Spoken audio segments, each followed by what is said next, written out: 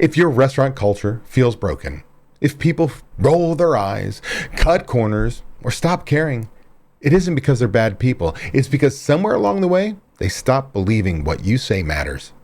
Hey there, Restaurant Pro. I'm David Scott Peters, creator of the Restaurant Prosperity Formula and your coach.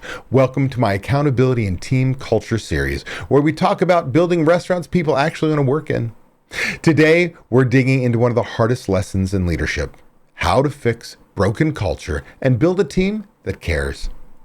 Number one, culture is what you allow, not what you announce. You don't build culture with a mission statement. You build it with behavior. Every time you ignore toxic comment or look the other way on sloppy work, you're saying, this is okay here. Rebecca learned that the hard way. She had a passive-aggressive manager who kept undermining her.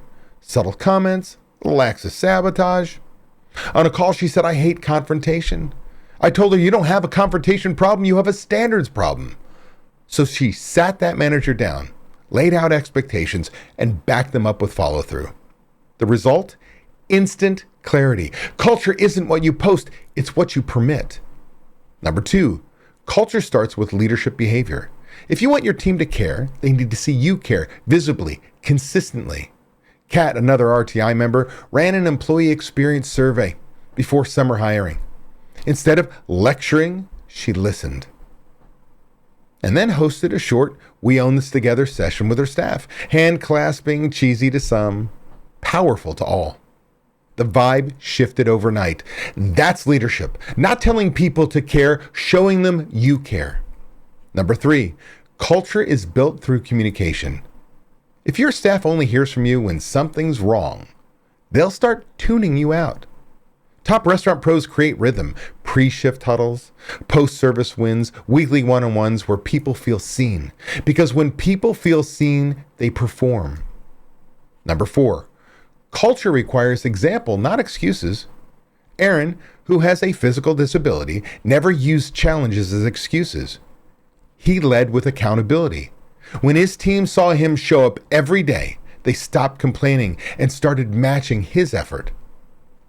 That's what culture really is.